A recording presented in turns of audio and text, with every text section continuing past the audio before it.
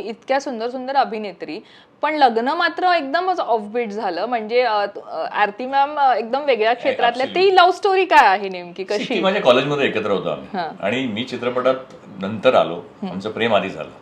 So we were dating courting each other from 1981 आणि तेव्हापासून आम्ही एकत्र होतो. तेव्हा ठरलेलं होतं की लग्न करायचं आहे. मी जेव्हा अमेरिकेला जाणार होतो तेव्हा तिच्याशी लग्न करून जायचं असं ठरलेलं होतं. सो त्या पद्धतीने माझं लग्न खूप आधी झालं. म्हणजे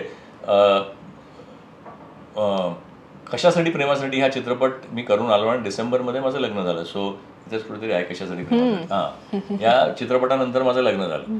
सो या बाकीच्या सगळ्यांबरोबर प्रेम व्हायच्या आधीच माझं लग्न झालेलं होतं आणि प्रेमातही पडलेलं होतं त्या आधी.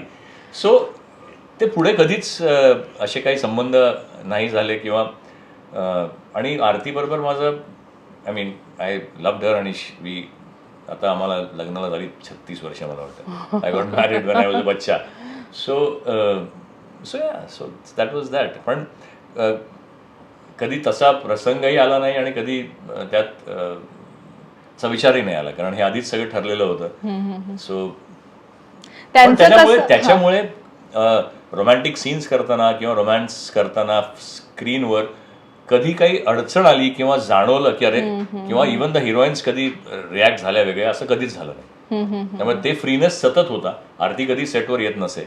तिचा चित्रपटाशी काही संबंध नसल्यामुळे त्याच्यामध्ये कुठेच कॉन्फ्लिक्ट ऑफ इंटरेस्ट नव्हता. तिचा पूर्ण कल एज्युकेशनकडे होता आणि so there was never any एन्टँगलमेंट.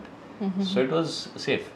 एक अशी आठवण आहे मला, मी वाचलीये, शाब्बास सुनबाई या तुमच्या चित्रपटाच्या वेळी बाळासाहेब ठाकरे आले होते. मला ते ऐकायला आवडेल, कारण असं असतं ना, ठाकरे कुटुंब आणि देव कुटुंब यांचं समीकरण सगळ्यांना माहितीये. त्यामुळे अर्थात ते किस्सेही भरपूर असतील. आणि ते जेव्हा आले होते कसं होतं, त्यांचा एक ऑरा होता आणि ते जे बोलायचे ते कमाल.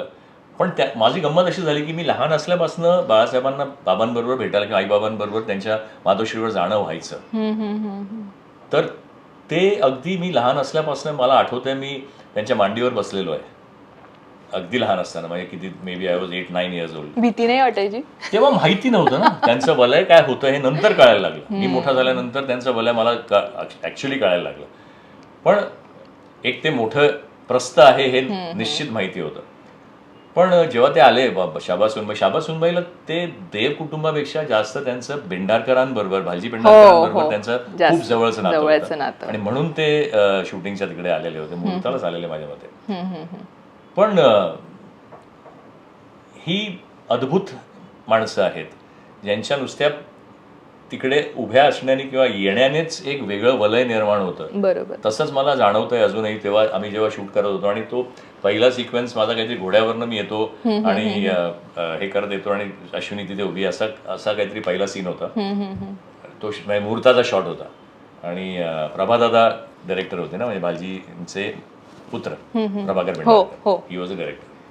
तर ते आलो मी घोड्यावरून आणि उतरल्यानंतर मला अजून आठवत आहे की त्यांनी माझ्या पाठीवर थाप दिली होती. मला म्हणाला, छान घोडा चालवतोस, बापाचं नाव मोठं करशील, हे त्यांची वाक्य होती. सो हा आशीर्वादच समजला.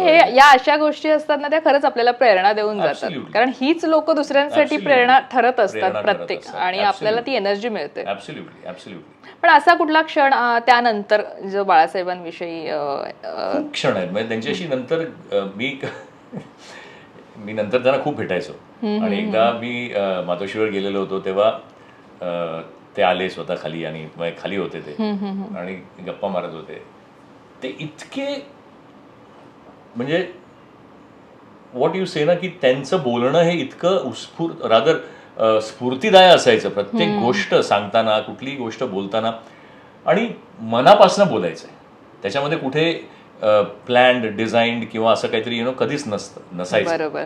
सो ही वॉज आज खरी गरज त्यांची होती आपल्या महाराष्ट्राला सुद्धा. पण चला, दैवाची जी काय असेल ती मर्जी.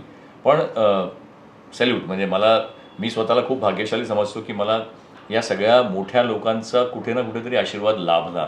इव्हन भालजी पेंढारकरांकडे माझे पहिले 2 चित्रपट भालजी पेंढारकरांकडे, अनंत मानेंकडे मी काम केलं. त्याच्यानंतर साहेबांचे आशीर्वाद पाठीशी होतेच आणि त्या कुटुंबाचेच आमच्यावर खूप उपकार आहेत. They have always been behind us. म्हणजे देव फॅमिलीला ठाकरे कुटुंबाने खूप मदत केलेली आहे नेहमीच, आणि ते सतत आमच्या पाठीशी उभे राहिलेले आहेत. सो मला असं वाटतं की खूप भाग्यशाली आहे.